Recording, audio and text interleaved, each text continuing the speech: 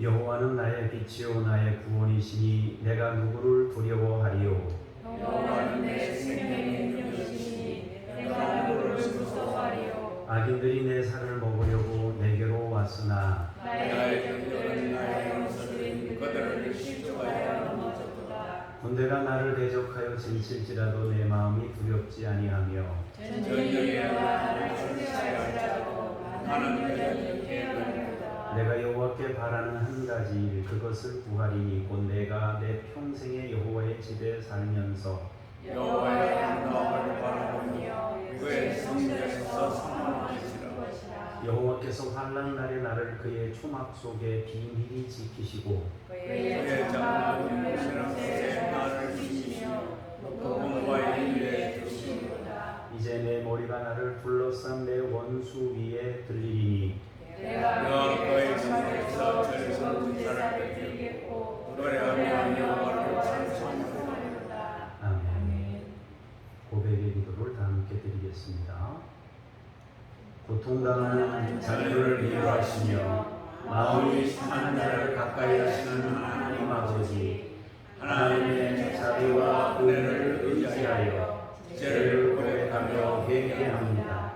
지난 한 주간 저희에게는 입으로 지은 죄가 많았습니다. 하나님께 드릴 찬송과 감사를 잊어버리고 원망과 불평으로 가득했습니다. 용서하여 주옵소서. 눈으로 지은 죄도 많았습니다. 오직 나의 아들을 보면서 욕망의 노예로 살았습니다. 용서하여 주옵소서. 육신을 가지고 지은 죄도 많았습니다. 이 몸을 위해 용으로 드려 죄악 중에 먹고 마시며 지냈습니다.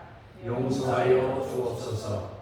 이제부터는 우리의 몸과 마음을 오직 성령님께 드려서 의의 도구로 사용하실 수 있게 하옵소서. 예수님의 이름으로 이 고백의 기도를 드립니다. 아멘. 침묵으로 개인의 죄를 고백합니다.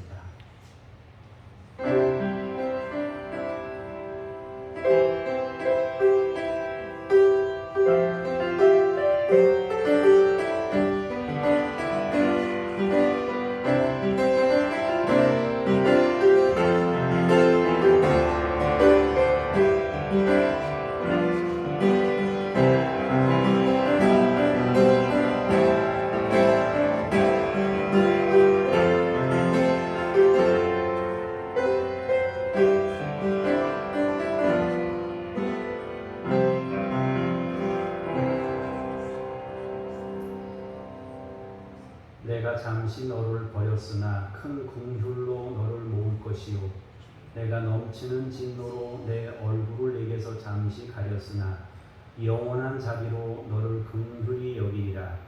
내 구속자 여호와께서 말씀하셨느니라. 아멘. 신앙 고백 드립니다.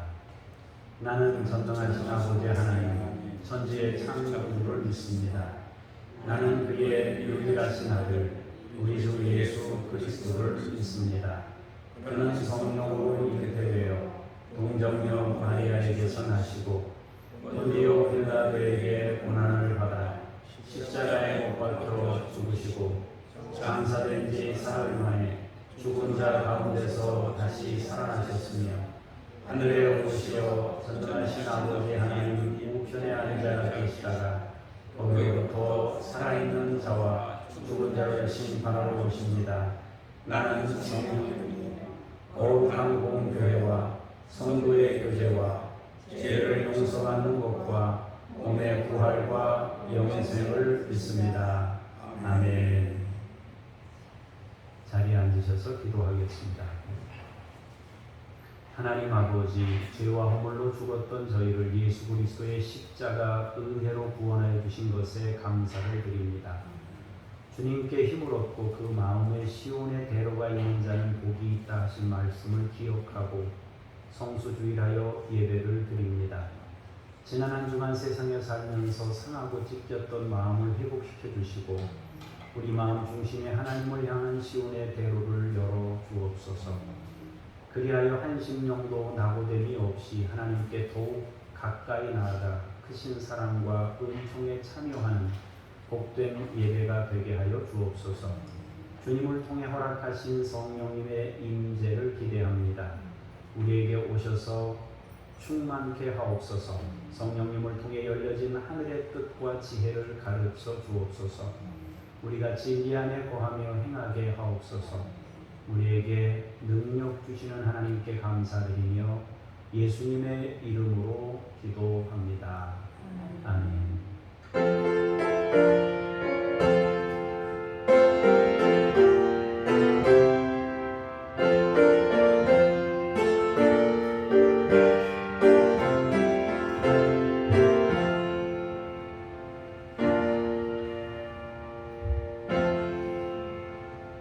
말씀 앞으로 나아가면서 200장 찬양 보시겠습니다.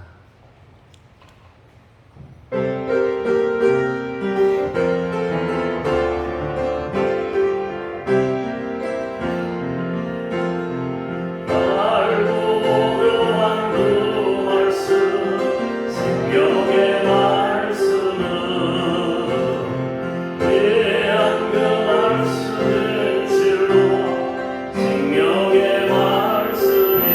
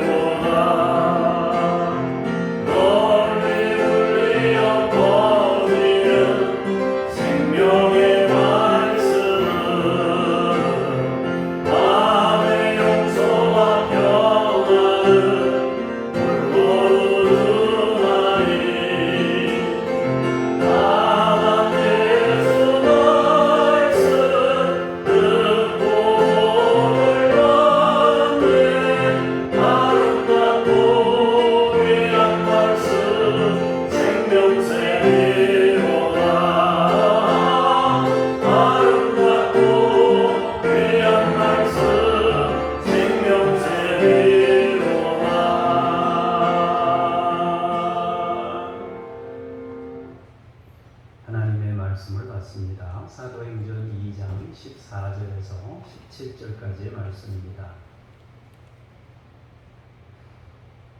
베드로가 열한 사도와 함께 서서 소리를 높여 이르되 유대인들과 예루살렘에 사는 모든 사람들아 이 일을 너희로 알게 할 것이니 내 말에 귀를 기울이라.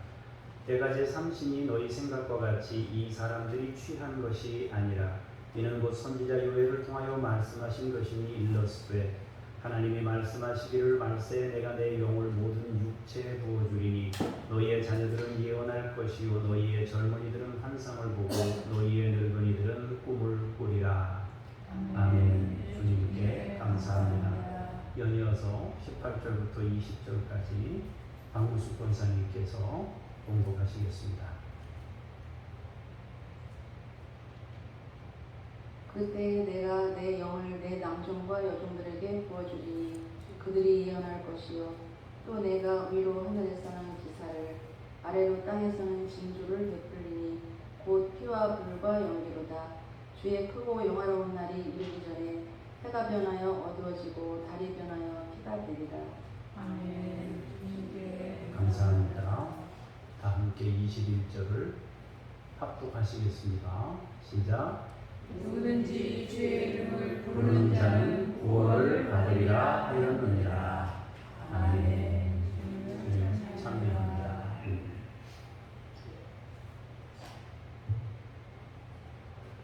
더운 날씨에 하나님의 전에 이르신 여러분에게 하나님의 은혜와 복이 함께 하기를 원하고 여러분 가정과 생업과 자손들에게 만대로 하늘의 복이 땅의 복이 차고 넘치시기를 축복합니다.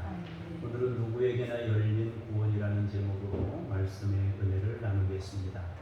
신약 성경에서 사도행전의 위치는 굉장히 중요한 위치를 가지고 있습니다. 먼저 사도행전은 역사서다 그렇게 이야기합니다. 역사서라는 것은 서신서, 특히 바울 서신을 이해하는 데 중요한 키가 사도행전에 들어있다는 뜻입니다. 그러니까 바울 서신의 배경이 되는 내용들이 사도행전에 모두 들어있기 때문에 사도행전을 읽으면 바울 서신을 이해하는 데 굉장한 도움이 될 수 있습니다. 그래서 사도행전은 역사서의 위치를 가지고 있다 하는 것입니다. 두 번째로 사도행전은 예수님 사역의 연장입니다. 주님이 복음서에서 시종일관 약속하신 것이 성령님입니다. 성령의 오심을 말씀하셨습니다. 자신이 떠나가는 것이 유익하다. 성령이 오시기 때문이다. 그 말씀을 반복해서 하셨습니다. 예수님께서 승천하시고 성령의 오심으로 하나님 나라의 확장이 이루어져 간다는 것입니다. 그 성령의 역사를 다루고 있는 것이 사도행전입니다. 그렇기 때문에 복음서는 전편이고 사도행전은 후편이다. 이렇게 여러분 이해하시면 되겠습니다. 그러니까 사도행전의 위치는 첫 번째로 역사서이기 때문에 서신서들의 그 내용들을 사도행전이 많이 설명하고 담고 있다. 그 기반이 되는 내용을 많이 다루고 있다는 것이고, 복음서는 전편이라면 사도행전은 후속편이다. 여러분이 그렇게 이해하시면 되겠습니다. 결국 예수님께서 말씀하시고 약속하시던 바로 그것이 이루어지는 장이 사도행전입니다. 서신서 전체를 이해하는 키도 사도행전에 들어 있습니다. 그래서 사도행전의 위치는 너무 중요합니다. 그리고 세 번째로 사도행전을 성령행전이다 라고 말하는데, 성령은 내주하시는 분이다 하는 겁니다. 하나님께서 우리 안에 오시는 겁니다. 하나님께서 처음에 우리에게 오실 때 십계명으로 오셨어요. 시내산에서 십계명을 가지고, 말씀의 십계명을 가지고 오시고 율법으로 가지고 우리에게 오셨어요. 그래서 하나님의 처음 우리에게 찾아오시면, 물론 여러 가지 현상을 통해서 오셨지만, 현상도 함께 나타났지만은 기본적으로 하나님이 우리를 만나 주신 그런 사건 중에 중요한 사건은 십계명을 주신 것이고 율법을 수요하신 것이다. 이것이 하나님이 우리에게 오시는 방법이었습니다. 두 번째로 예수님이 오실 때는 예수님이 육신을 입고 우리 곁으로 오신 것입니다. 세 번째로 성령님이 우리에게 오실 때는 우리 안으로 오셨다는 거예요. 그래서 하나님은 율법으로 오셨고 예수님은 성육신으로 오셨고 성령님은 우리 안으로 오신 분이다. 그래서 온전한 임마누엘의 성취는 성령님을 통해서 이루어지는 것입니다. 우리 내면의 성전을 세우시는 일이 성취되는 사건이 성령의 오심이다 하는 거예요. 그래서 구약시대의 성전은 결국 우리 내면의 성전을 세우시려는 출발이었다 하는 것입니다. 그래서 사도행전의 위치는 역사서고 사도행전의 위치는 복음서의 후속편이고 사도행전은 하나님이 계획하시고 예수님이 계획하셨던 그 완성에 해당하는 우리 내면 성전을 이루는 아주 중요한 위치를 가지고 있다. 이것이 이 사도행전의 위치가 갖는 세 가지 중요한 요인이라 하겠습니다. 오늘 본문은 성령이 임재한 후에 베드로가 설교하는 내용입니다. 사람들은 놀라고 당황했습니다. 어찌된 일인지 이해할 수가 없었습니다. 성령 시대는 예언되어 있었습니다. 그럼에도 불구하고 실제로 자기 시대에 현실이 되었을 때 갑작스럽고 놀랄 뿐이었습니다. 성령의 임재가 언제 어떻게 일어났는지를 살펴보고 또 베드로의 설교를 생각해 보고자 합니다. 자, 성령의 임재가 언제 임했다고 했습니까? 오순절 날이 이미 이름에 이랬어요. 자, 오순절이라는 건 뭐냐 하면 그때 경건한 유대인들이 예수님을 찾는 시기입니다. 유대인 남자들은 1년에 3번씩 성전을 찾게 되어 있었는데요. 6월절, 오순절, 장막절. 그래서 예루살렘에는 사람들이 많았다 하는 거예요.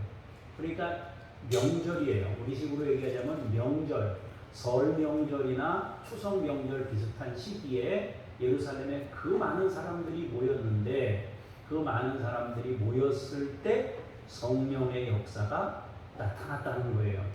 자, 그렇다면 이 예루살렘에 사람들이 모였는데 디아스포라 유대인들이 많이 모였습니다. 유대인들은 광범위한 지역에 분포하며 살고 있었습니다. 유대인들이 왜 그렇게 광범위한 지역에 살았는가? 유대인들의 역사가 아픈 역사를 가지고 있단 말이에요. 자, 우리나라도 일본의 어려움을 겪었기 때문에 일제시대의 어려움 때문에 우리나라 사람들이 어디 살고 있습니까? 저 북한 땅에도 우리나라 사람 살고 있지만은 중국 쪽에도 조선족이라고 우리나라 사람들이 살고 있어요. 옛날에 피난 가거나 혹은 독립운동이나 이런 것 때문에 그쪽에 간 사람들이 많고요. 또 일본에 붙들려 가가지고 사할리에서 벌목하고 이런 것 때문에 잡혀간 사람들, 러시아에 끌려간 사람들, 저 동남아에 끌려간 사람들이 아직까지도 우리나라 사람들이 살고 있단 말이에요. 마찬가지로 아수르가 이스라엘을 점령했을 때 혼혈 정책을 펴면서 이스라엘 사람들을 많이 여기저기로 끌고 가서 자기들이 필요한 대로 사람을 부려먹었습니다. 그리고 또 바벨론이 점령했을 때 이스라엘 백성들을 또 끌어갔어요. 그런 나라들은 대제국을 형성하고 있었기 때문에 그들이 붙잡아간 그곳에 그들이 여전히 살고 있었던 것이죠. 그리고 지금은 로마 시대니까 또 로마가 점령하고 있었기 때문에 유대인들이 전국 각지에, 전국이 아니라 세계 각지에 흩어져서 살고 있었던 거죠. 그런데 이 유대인들은 모여서 신앙을 유지하기 위해서 뭘 했느냐 하면은 안식일마다 모였어요. 모여서 공부를 했습니다. 또 신앙적인 대화를 나눴고 일주일 동안 어떻게 살았냐, 힘들진 않았냐, 어렵진 않았냐, 이거를 계속 논의했어요. 그러면서 서로 위로하고 격려했습니다. 그것이 발전된 것이 회당입니다. 그래서 구약 성경에는 회당이라는 내용이 없는데 신약 시대에 오면 회당이라는 것이 있어요. 이 회당은 사실은 포로 시기에 포로기에 형성된 어떤 포로기에 만들어진 것이다. 여러분들이 그렇게 이해하시면 되겠습니다. 회당으로 발전한 거예요. 바울은 가는 곳마다 회당을 중심으로 복음을 전했습니다. 성령의 임재는 이렇게 오순절에 임했는데 디아스포라 유대인들이 흩어져 살던 유대인들이 예루살렘을 찾아왔을 때 성령이 임했단 말이에요. 이렇게 흩어졌던 유대인들이 복음을 받아들일 수 있는 장이 펼쳐진 겁니다. 이들이 예루살렘 교회를 형성하는 데 중요한 역할도 했지만 이들이 또 성령 받고 나서 어떻게 했습니까? 각자 자기들이 살던 삶의 자리로 다시 되돌아갔단 말이에요. 그래서 흩어졌던 지역에서 복음의 씨앗으로 뿌려지고 싹이 나는데 중요한 역할을 했습니다. 바울이 가는 곳마다 회당 중심으로 복음을 전할 수 있었고요. 그리고 어떤 곳에 갔더니 거기 이미 예수 믿는 사람들이 있는 곳도 있었어요. 바울이 가서 복음을 전할 때. 그들은 바울 선교에 커다란 힘이 되었습니다. 성령 임재의 시점은 열방의 복음이 확장되는데 너무도 유익한 시간, 그 오순절 그 시간에 하나님의 영이 임했다라는 것입니다. 그러면 성령 임재는 사람들에게 어떻게 임했는가? 성경은 성령 임재가 세 가지 형태로 임했다, 현상이 나타났다라고 말하고 있습니다. 첫 번째 현상이 뭡니까? 급하고 강한 바람 같은 소리가 120명의 제자들이 앉은 집에 가득했다, 그렇게 말하고 있습니다. 소리가 막 크게 들린 거예요. 급하고 강한 바람 같은 소리. 바람 소리는 아닌데 바람 같은 소리예요. 그러니까 여러분 그 태풍이 불거나 이럴 때 막 창틀이 흔들리면서 바람 세게 부를 때 소리 막 쎄쎄 소리 나잖아요, 그죠? 이 바닷가에는 특히 더 그러지 않습니까? 그런 소리가 난 거예요. 오순절에 소리가 굉장한 소리가 난 거예요. 두 번째로는 불의 혀처럼 갈라지는 것들이 각 사람 위에 하나씩 임하는 것이 보였다. 여러분 불꽃이 이렇게 올라가잖아요. 불꽃이. 그 불꽃이 올라가는 것처럼 이 불꽃이 거꾸로 각 사람 하나하나에게 불꽃이 떨어지는 것처럼 그렇게 성령이 임한 것이 보였다는 것입니다. 세 번째 현상이 뭐였느냐면, 세 번째 현상은 방언의 역사가 나타났다 하는 거예요. 120명이 기도하는데 이 사람들은 주로 주님과 함께 했던 사람들이에요. 그런데 방언의 역사가 일어나는 거예요. 그런데 이게요, 120명에게만 나타난 현상이에요. 이 성령의 임재는. 아직 오순절에 모여온 사람들은 이 내용을 몰라요. 그런데 오순절에 모여온 사람들이 이 내용을 모르는데 이 사람들이 제자들이 기도하는 그 자리에 몰려들었어요. 그러면 이 사람들이 몰려들은 이유는 뭐냐? 예? 천하 각국에서 온 사람들이 몰려들었어요. 첫 번째로는 오순절이기 때문에 예루살렘에 모인 거예요, 이 사람들이. 그리고 마가 다락방으로 이 사람들이 모여왔는데 이 사람들이 모여온 이유는 뭐냐면 소리가 났단 말이에요. 급하고 강한 바람 같은 소리가 막 나는 것을 보고 듣고 온 거예요. 뭐냐 이게 도대체? 왜 이렇게 소리가 시끄럽게 들리느냐? 그래서 온 거예요. 그래 가까이 와서 보니까 또 다른 소리가 또 들려요. 무슨 소리가 들리냐면 방언하는 소리가 들리는데 이 사람들이 소리를 내는데 그 방언 소리를 가만히 들어보니까 자기들 언어로 말을 하는 거예요, 이 사람들이. 근데 이 사람들은 전부 갈릴리 사람들이란 말이에요. 이 사람들이 대다수가 갈릴리 사람들인데 어떻게 자기들이 살고 있는 그 지역 언어로 15개 그 아라비아에서 온 사람도 그렇고 바벨론이 점령했던 아수르가 점령했던 지역에서는 다 모여온 거 아니에요, 그죠? 근데 그 사람들이 가만히 들어보니까 자기네 동네 말로 이 사람들이 말하고 있는 거예요. 바람 소리를 듣고 모여왔는데 오순절이라 모여왔고 바람 소리 때문에 또 모여왔고 들어보니 방언이 자기들이 듣는 소리로 자기들 언어로 들린 거예요. 깜짝 놀란 거죠. 사람들은 당황했고 어찌된 일이냐고 하면서 서로를 보면서 놀랍니다. 야, 이거 신기하다. 방언 소리도 신기하고 소리가 나는 것도 신기하고 방언도 신기하고 다 신기한 거예요. 또 그 불꽃처럼 불의 혀처럼 갈라지는 그런 것들이 임하는 것도 신기하고 굉장한 사건을 이 사람들이 보고 들은 거 아닙니까? 그런데 이 사람들이 그걸 보면서 어떤 사람들은 이거 굉장하다, 이게 뭐지? 그러지만은 어떤 사람들은 이 사람들 술 먹고 주정하는 거다, 술 취했다, 이렇게 또 생각을 했습니다. 그도 그럴 것이 성령의 역사를 처음 보기 때문에 그럴 수밖에 없었어요. 또 성령께서 임재하실 때 몇 가지 현상을 통해 자신을 드러내셨기 때문이에요. 사실 현상은 본질이 아닙니다. 그러나 현상은 때로 사람들에게 확신을 심어주는 역할을 하게 됩니다.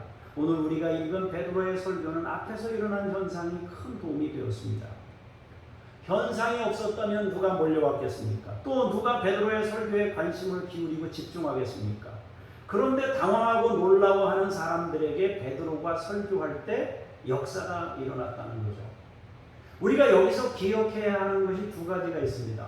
하나는 말씀은 설교자만 전하는 것이 아니고 하나님이 함께 하시는 일입니다.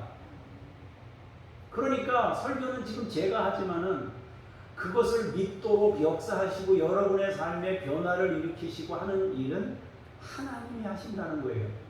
성령님이 임재해야 새로운 변화가 일어난다라는 것입니다. 그러니까 설교는 혼자 하는 게 아니고 하나님이 함께 하신다. 이것이 중요하다는 거예요. 두 번째로 사람들에게는 설명이 필요해요. 성령의 임재는 제자들에게도 생소한 일이었습니다. 예수님께서 미리 말씀하시고 내가 가면 성령이 임할 거다 기다려라. 신기한 걸 계속 본 거 아니에요? 주님이 죽었다가 살아난다 그랬는데 죽을 때 막 슬펐잖아요. 그런데 며칠 뒤에 살아나서 자기들 곁에 나타났지 않습니까? 이게 얼마나 신기한 역사예요. 근데 자기가 가면서 예수님이 승천하시면서 성령을 약속했거든요. 그러니까 이미 이 사람들은 어느 정도 경험이 있어요. 경험상 성령의 임재가 와도 놀랄 만한 일은 아니에요. 부활의 주님을 만난 사람들이기 때문에 성령의 임재 정도는 그냥 뭐 이렇게 그럴 수 있겠다. 어떤 변화가 일어날까 하고 신기해하는 거죠. 궁금해하면서 기도했어요. 그리고 자기들에게 나타났을 때 이분이 성령이구나 이렇게 되는 거죠. 그 제자들은 사실은 큰 문제가 안 됐습니다. 마지막에 우리가 부활 승천하게 됐을 때 우리도 역시 그럴지도 몰라요. 이런 게 뭔가 아직 모르니까 우리는. 근데 그걸 우리가 체험하게 됐을 때 이런 것이구나 하고 느끼게 되겠죠. 그런데 제자들은 다 이해가 되지만은 이 몰려온 사람들, 이 사람들은 이해할 수가 없는 거예요. 얼마나 생소했겠습니까? 그러므로 그들에게 설명이 필요해요. 우리도 믿음 생활할 때 가족이나 이웃이나 믿지 않는 사람들에게 설명해야 돼요. 아무것도 알지 못하는데 이 사람들이 교회 왔다가 놀란단 말이에요. 통성기도 하는 거 보고 놀라고. 분위기가 여러분 이거 비슷한 것 같아요. 우리가 만약에 이렇게 그 산에 올라갔다가 무슨 절터나 이런 데 가보면 막 뭐 이상한 그림도 많고 거기가 뭐 생소하지 푸근하다 뭐 이런 느낌 들지 않잖아요. 그냥 생소하잖아요. 마찬가지로 안 믿는 사람들이 여기 처음 왔어요. 얼마나 생소하겠어요. 찬송도 모르지, 성경도 모르지, 어디가 붙어 있는지도 모르지. 사람들은 자기네끼리 친하다고 인사를 하지. 자기는 혼자 뭐 와가지고 생소한 거예요, 전부 다. 그러니까 아무것도 모르는 사람이라고 비난하고 막이라고 하면 안 되고 생소하게 느낄 수 있는 그 부분을 설명해야 돼요. 베드로전서 3장 15절에 뭐라고 말씀하셨습니까? 너희 마음에 그리스도를 주로 삼아 거룩하게 하고 너희 속에 있는 소망에 관한 이유를 묻는 자들에게는 대답할 것을 항상 준비하되 온유와 두려움으로 하고 그렇게 말씀하셨어요. 그렇게 베드로는 지금 현상 때문에 몰려들고 방언에 놀라는 그들에게 말씀을 선포하고 있는 거예요. 이제 말씀을 선포하는 거예요. 모여온 사람들에게 이제 설명하고 말씀을 전하게 되는 겁니다. 베드로는 세 부분으로 말씀을 나누어서 설명했는데요. 첫 번째, 성령의 역사는 요엘서에 이미 예언된 것이다. 두 번째, 성령의 역사는 다윗도 자신의 삶으로 예수님의 십자가와 부활을 예언했다는 것이고, 세 번째로 성령은 하나님께서 예수님을 통해 우리에게 주셨다. 이 세 가지네요. 요엘서가 예언했다. 요엘이 예언했던 바다 성령은, 예수님은 다윗이 예수님의 십자가와 부활을 전했다 삶으로, 그리고 성령님은 하나님께서 예수님을 통해 우리에게 주셨다 하는 거예요. 우리가 읽은 본문은 요엘서에 예언된 내용이 성령 임재다. 이 부분만 우리가 읽은 겁니다. 베드로는 먼저 성령의 임재가 술에 취한 것이 아님을 밝혀요. 지금이 3시다 그랬어요. 성경에 3시. 3시는 우리나라 시간으로 9시예요. 유대인들은 새벽 6시가 0시입니다. 그러니까 유대인들은 시간 개념을 그렇게 쓰는 이유가 뭐냐면은 자기네들은 새벽 동틀 때부터 시작이다. 우리는 밤 12시가 0시잖아요. 그죠? 밤으로 시작하는 게 아니고 아침 해 뜰 때부터 시작이에요. 자기네들 0시가. 그래서 3시는 9시예요. 우리나라 시간으로. 그러니까 얘기하는 거예요. 베드로가 먼저 성령의 임재는 술 취한 게 아니다. 9시부터 아침 9시부터 술 먹고 주정하는 사람 어디 있냐? 이거는 술 취한 사건이 아니다. 네. 베드로가 이것이 요엘 선지자가 예언했던 것처럼 말세의 때가 이르면 주신다고 약속했던 성령이다. 이건 성경이 약속했던 내용이지 아침부터 술 먹어서 이런 주정하는 것이 아니다라고 말씀하셨습니다.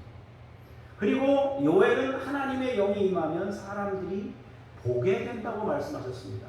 베드로는 그 약속이 현실이 된 사건이 성령의 임재의 역사라고 선언하고 있습니다. 요엘은 말세에 성령을 부어주실 텐데 자녀들은 예언하고 젊은이들은 환상을 보고 늙은이들은 꿈을 꾸게 될 것이다. 찬송도 부르잖아요.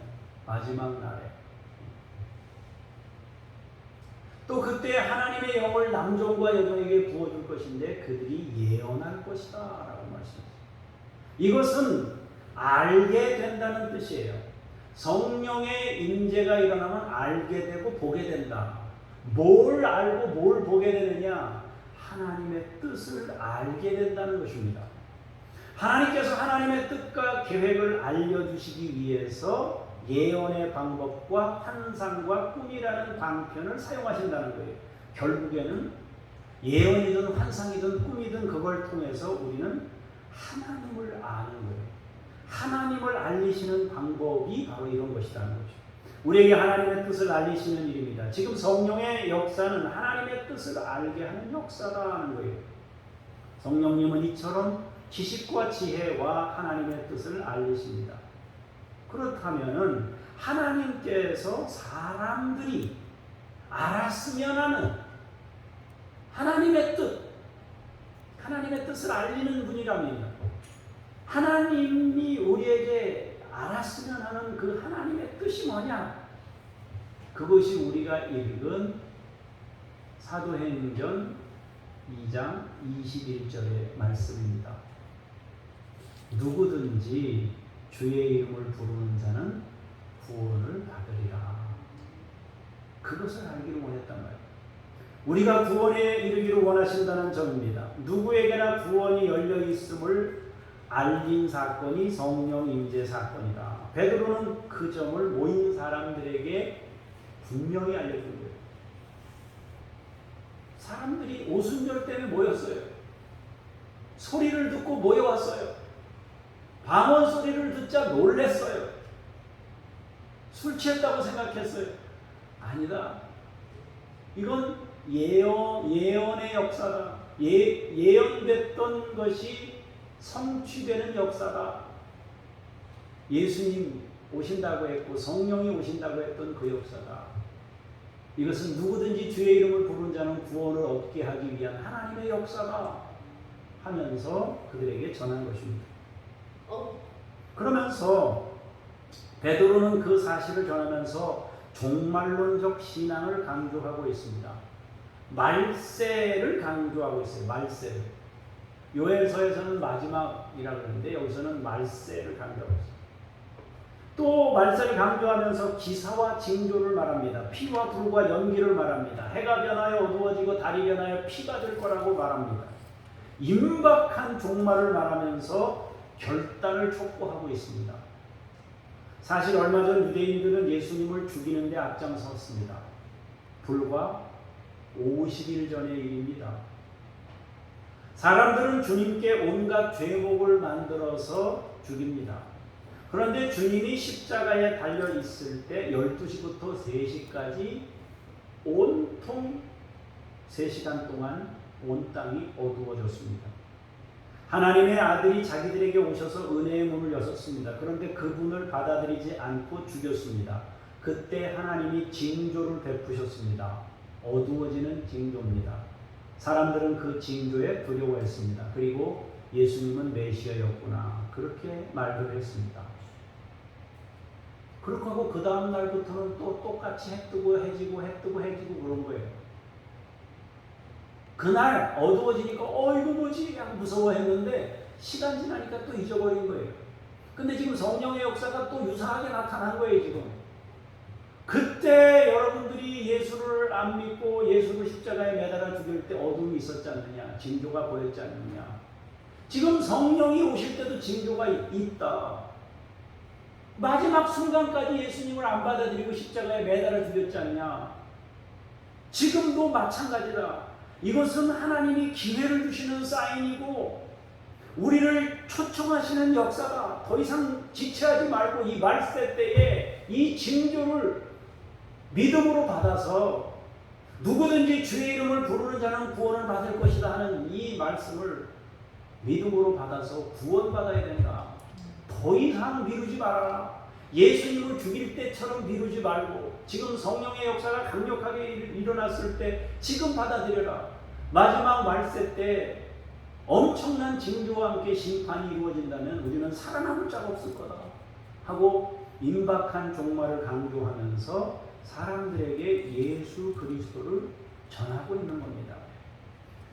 그러면서 뒤의 내용을 보면 베드로는 성령님은 하나님께서 예수 그리스도를 통하여 우리에게 보내셨다고 말씀합니다. 결국 성령님은 예수의 영이다. 그리고 성령님은 하나님의 영이다 그랬습니다. 이것은 성령님께서 하나님께 예속되었다는 뜻도 아니고 예수님께 예속되었다는 의미도 아닙니다. 성부, 성자, 성령은 독립적인 인격이시면서 한 분이십니다. 세 분 하나님은 우리에게 임마누엘의 은총을 누리게 하시도록 상호 협력하시는 분이다 하는 겁니다. 예수님은 거룩하신 성령께서 우리 안에 오실 수 있도록 우리의 죄 문제를 해결하십니다. 그렇게 죄 문제가 해결받게 될 때 성령님, 거룩한 성령님은 우리 안에 내주하시게 됩니다. 그래서 예수님과 성령님은 이렇게 구분해서 이해할 수 있는 게 아니에요. 주님이 우리의 죄를 정리해야 거룩한 성령이 오시는 거예요. 그런 의미에서 예수의 영이라고 하는 것이지 예속되어 있기 때문에 예수의 영이 아니고 우리의 죄 문제가 해결돼야 거룩한 성령이 오시기 때문에 예수의 영이라고 말하는 것입니다. 성령님께서 오셔서 우리 내면을 성전 삼으심이 하나님께서 처음부터 계획하신 일이에요. 그 성취가 예수님을 통해 성령님을 통해 이루어진 것입니다. 그렇게 예수님을 성령님을 모시게 되는 일이 구원의 시작이고 출발입니다. 우리가 주님을 부를 때 우리의 근원적인 죄 문제에서 해방을 얻을 수 있습니다. 그리고 죄 문제가 해결되면 성령의 임재를 선물로 받습니다. 우리는 이 땅에서 하나님과 예수님과 성령님과 함께 우리의 인생을 살아가야 합니다. 그것이 하나님의 뜻입니다. 사랑하는 성도 여러분, 주님이 우리에게 여신 구원의 문은 놀라운 일입니다. 그것은 우리의 죄 문제를 해결하신 일이고 성령을 우리에게 보내신 일입니다.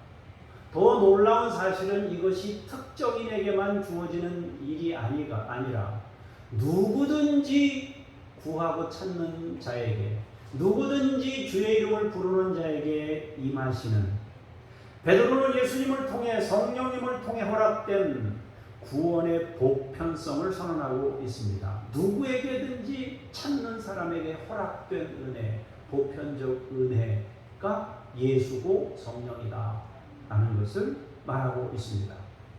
기회가 열렸습니다.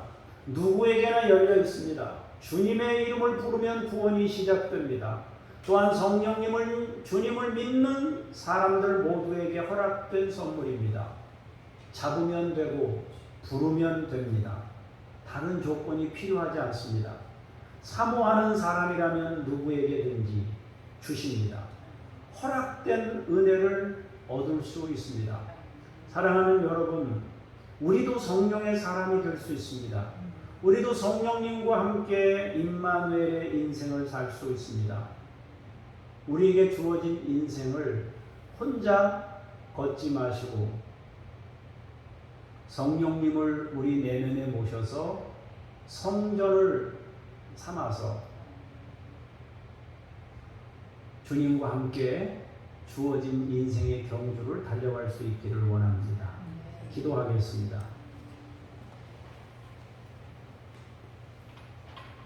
성령의 오심을 찬송합니다. 모두에게 허락하신 은혜이기에 기쁜 마음으로 누구에게나 열린 그 구원을 우리가 받습니다. 태초부터 계획된 성령의 임재, 성령의 전을 우리가 믿음으로 받으며 내 안에 주님을 모셔드리고 내 안에 성령님을 모시고 임마누엘로 주어진 인생을 걷기를 원합니다. 성령님 도와주시옵소서. 예수님의 이름으로 기도합니다. 아멘.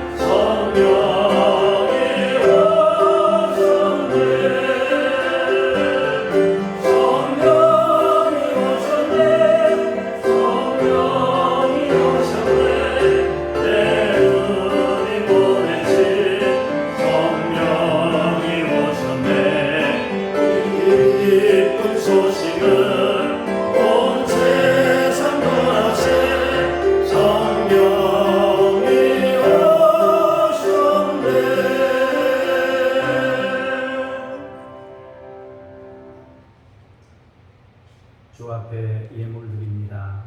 받으시고 사랑하는 성도들의 헌신과 수고를 기억하시며 평생 주의 은혜로 사는 믿음의 종들이 되게 하옵소서. 감사드리며 예수님 이름으로 기도합니다. 아멘. 하늘에 계신 우리 아버지의 이름을 거룩하게 하시며 아버지의 나라가 오게 하시며 아버지의 뜻이 하늘에서와 같이 땅에서도 이루어지게 하소서. 오늘 우리에게 일용할 양식을 주시고 우리가 우리에게 잘못한 사람을 용서하여 줄 것 같이 우리 죄를 용서하여 주시고 우리를 시험에 빠지지 않게 하시고 악에서 구하소서. 나라와 권능과 영광이 영원히 아버지의 것입니다. 아멘.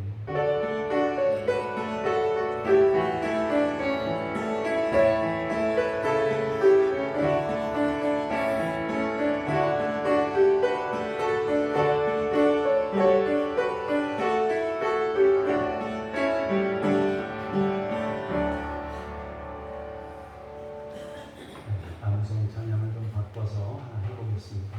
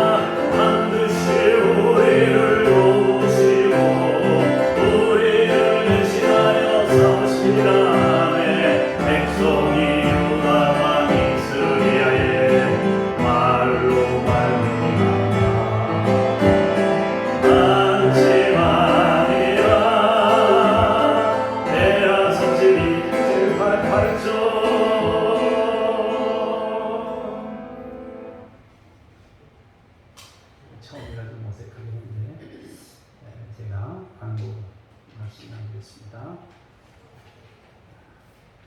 우리나라에 결혼에 대한 성경적 가치관이 바로 세워지도록 결혼해야 한다, 결혼이 좋다가 30% 정도 된답니다. 지금 결혼 없이 동거도 가능하다 60%, 결혼하지 않는 이유는 경제적 이유가 가장 크다. 글쎄 몇 년 동안 뭐 청년들한테 얼마 결혼하는 사람들은 얼마나 들어가는지 모르겠는데 그냥 집 주면 결혼도 할 것 같고 자녀도 아마 낳을 것 같은데 뭐 자녀 무슨 대책 뭐 세워가지고 뭐 몇 조씩 들어간다고 해도 별로 성과가 없잖아요 우리나라. 그죠? 집만 주면 해결될 것 같아요. 어쨌든 이런 일이 있다고 하니까 여러분들 같이 기도하셔야 되고요. 세계의 분쟁 지역에 사는 4억 5천만 명의 아동을 지켜주십시오. 그러니까 어른들도 분쟁 지역에 살고 있지만 아이들 분쟁 지역에 지금 전투 중이고 싸우고 뭐 내전이 일어나는 중에 살고 있는 아이들이 4억 5천만 명이나 되는 거예요. 예멘이나 아프가니스탄이나 콩고민주공화국 등 여러 나라가 들고 있습니다. 여러분 위해서 기도할 수 있기를 바랍니다. 다음 주는 맥주 감사 주일입니다. 여러분 기름을 준비하셨다 다음 주에 드리면 좋겠고요. 7월 생명의 삶이 나왔습니다. 1년 구독인데 7월달부터 6월달까지는 작년에 낸 거 가지고 하시고요. 7월달부터는 새로 적용이 되는 거니까 1년치가 6만 원입니다. 그러니까 부담되시면 매달 5천 원씩 내셔도 되고 또 우리 수민이 집사님을 편하게 해드리려면 여러분들이 6만 원을 한 번에 내시면 훨씬 좋겠다 싶습니다.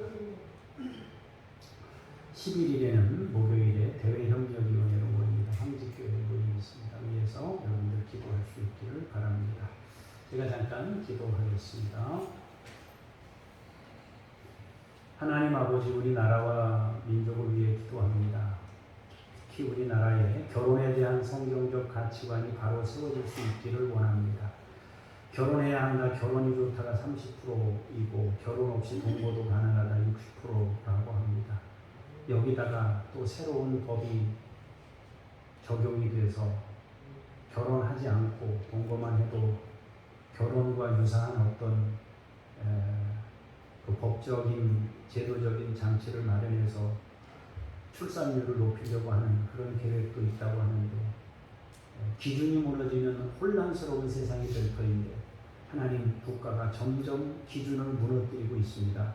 하나님 아버지, 기준들을 바로 세우고 그 기준 안에서 해법을 찾을 수 있도록 기준을 무너뜨리는 예외 조항들을 자꾸 만들어서 세상을 엉뚱한 방향으로 가지 않도록 하나님께서 인도하시고 역사해 주옵소서.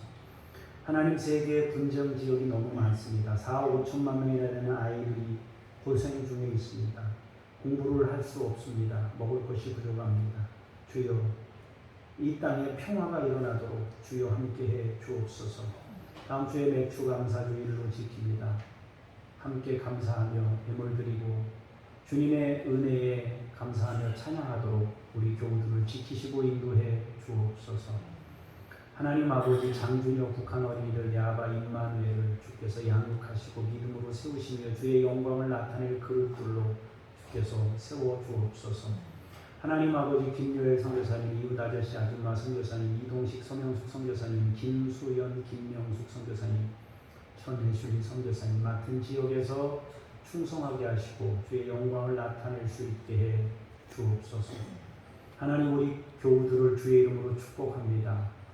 영육간에 강건하게 하시고 더운 여름 몸과 마음을 지켜주시고 하나님 아버지, 감사한 여름이 되도록 우리 모든 식구들을 지키시고 인도해 주옵소서. 아버지 하나님, 일주일 동안도 하나님이 주신 힘으로 살기를 원합니다. 주께서 우리 가운데 함께 하시고 역사해 주옵소서. 감사드리며 주 예수 그리스도 이름으로 기도합니다. 아멘. 다 같이 자리에서 일어나셔서 찬양 부르시면서 삶의 자리로 나아가겠습니다.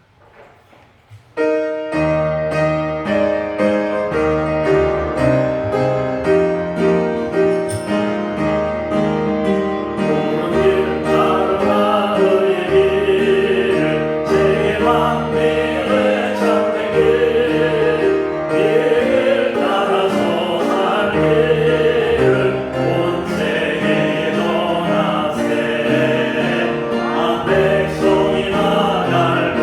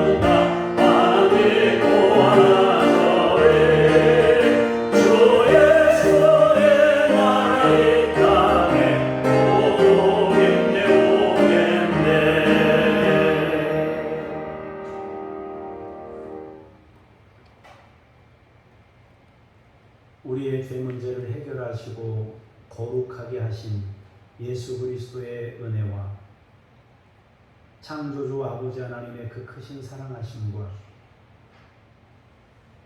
우리 안에 내주하셔서 우리 내면을 성전으로 세우신 성령님의 역사하심, 오늘 말씀을 통하여 성령님과 함께 일생을 임마누엘로 동거하며 하나님의 뜻을 이루며 살기를 원하며 돌아가는 하나님의 사람들 머리머리 위에 주께서 세우신 교회들 위에 이제로부터 영원까지 함께 하시기를 간절히 축원하옵나이다. 아멘.